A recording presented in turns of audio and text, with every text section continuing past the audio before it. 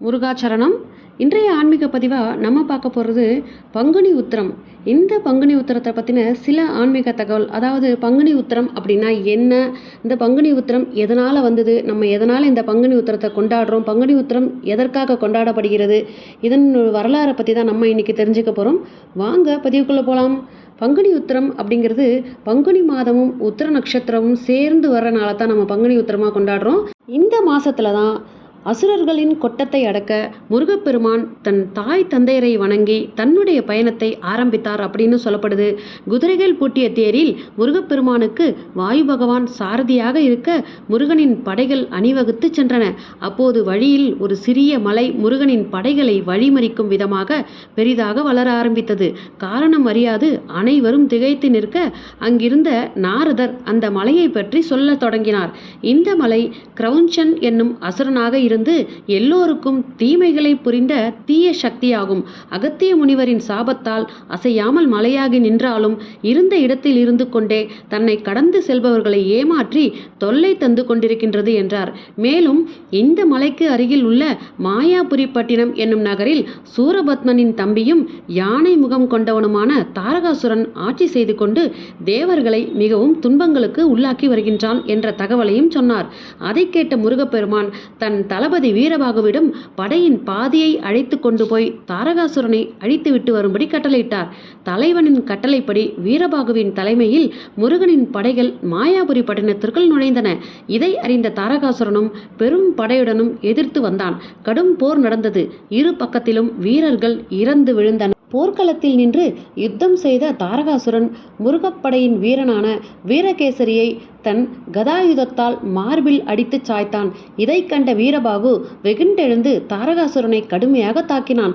இதனால் கோபம் கொண்ட தாரகாசுரன் திரிசூலத்தால் வீரபாகுவின் மார்பில் குத்தி சாய்த்தான். மூர்ச்சையாகி விழுந்த வீரபாகுவை தாரகாசுரன் எள்ளி நகையாட முருகனின் படைகள் நாலாபுறமும் சிதறி ஓடின. மயக்கம் கலைந்து எழுந்த வீரபாகு மீண்டும் மூர்க்கத்தனமாக தாக்கினான். எதிர்த்தாக்குதல் நடத்த முடியாமல் தாரகாசுரன் தன் மாய வேலைகள் மூலம் எலியாக மாறி கிரௌஞ்ச மலைக்குள் சென்றான். வீரபாகுவும் அவனை தொடர்ந்த மற்ற வீரர்களும் விடாது மலைக்குள் நுழைய மலை தன் வேலையை காட்ட ஆரம்பித்தது. தாரகாசுரனின் அசுரப்படைகள் முருகப்பெருமானின் படைகளை பெரிய அளவில் தாக்கி அழித்தன. இதை நாரதர் மூலம் அறிந்த முருகப்பெருமான் நேரடியாக போர்க்களத்திற்கு வந்தார்.